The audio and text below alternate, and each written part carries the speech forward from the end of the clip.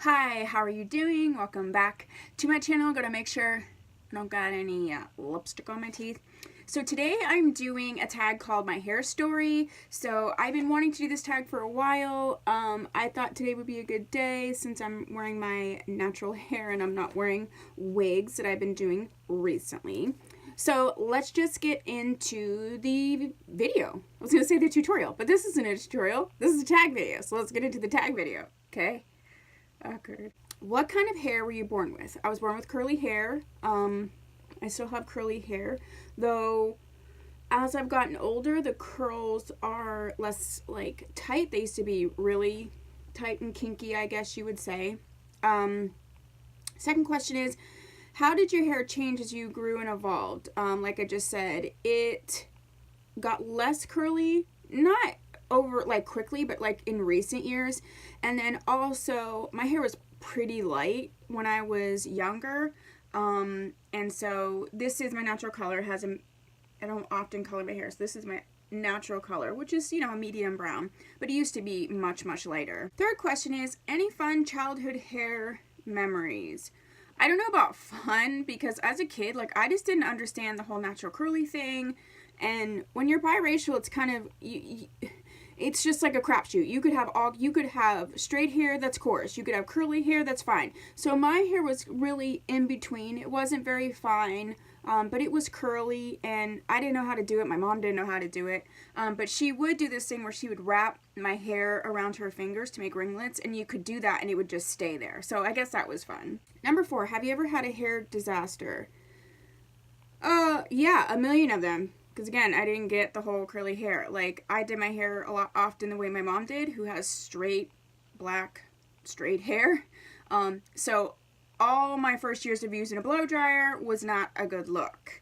I remember another hair disaster was when I went to an Ulta to get my hair cut, and I had gone there before, and it was like sort of an angled sort of bob thing.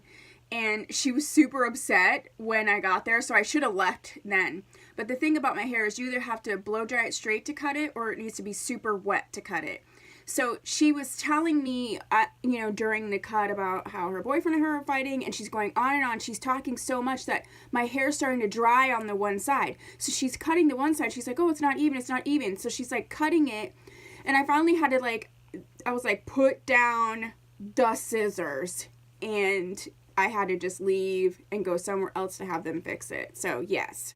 Number 5, have you ever colored your hair, and if yes, when? I've colored it on and off. I wasn't huge into coloring my hair, really. I don't think that my natural color is that bad. I did have a lot of an ombre for a long time. That's the reason why my hair is sort of this length, and a little bit of why there's some damage. Now, there's not a ton, but you can see here there is some damage on it. I'm still recovering from that ombre situation that I did, even though a lot of my hair is long gone since then. Have you made peace with your hair? I would say yes and no. I mean, I've embraced my curls, and I embraced it a long time ago. I would say my hair challenges now are because I have alopecia, and it's just progressively getting worse. And so, you know, I have a whole video on that. That's a whole thing.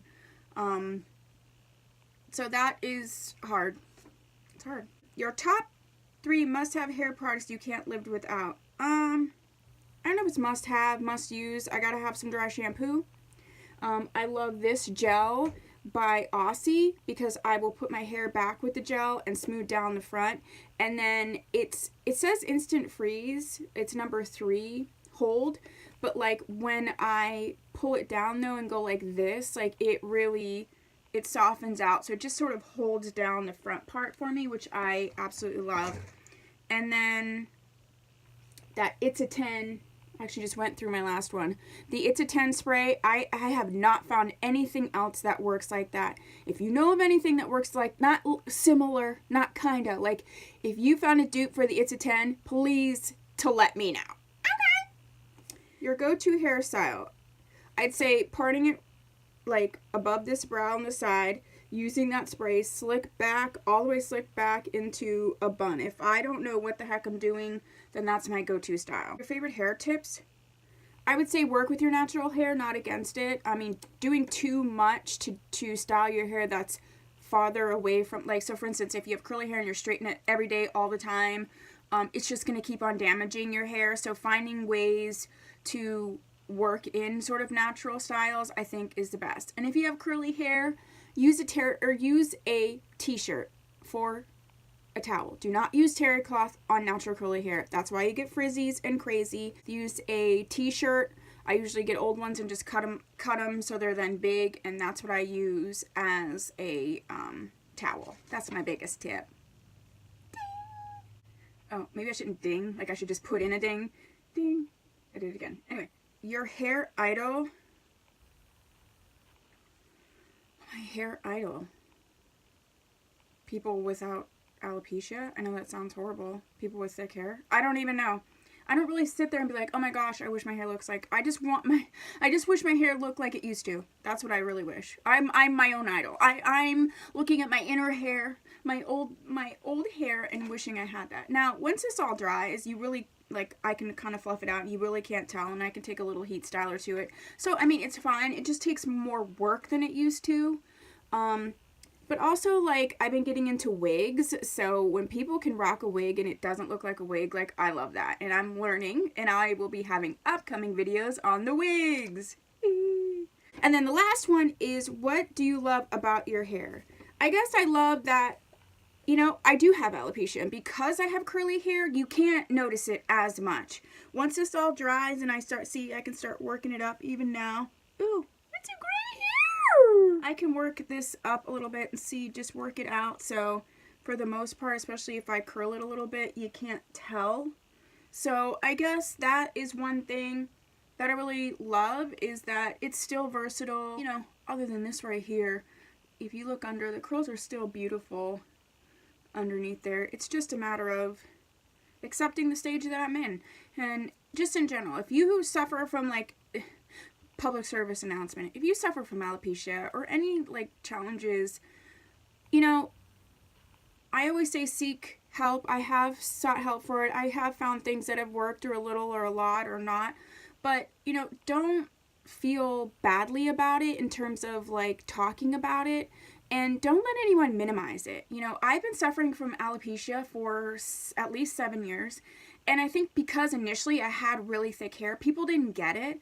But now my hair is thinner and thinner and thinner. And if you really look, you can notice. So it's kind of like, you know, I've been struggling with this for a long time. And it was sort of like, oh, well, whatever, you have more hair than most people. Okay, not anymore. You lose the amount of hair that I've been losing. Like I was trying to say, at this rate, I'm not going to. And I'm going to have bald patches. So I just tell you, like, please seek out people who understand what you're going through. You know, find different tips and tricks to make yourself feel better. And if all else fails, start wearing wigs. Get used to it. And don't let anybody make you feel bad about it. Just don't. Because you're beautiful. No matter what. And awesome. So, there. That's my announcement for today. I'm so glad you were here. If you haven't subscribed, please do so. I upload 3 times a week. And I would love to have you. And so thank you for watching. I'll see you in my next video. Bye.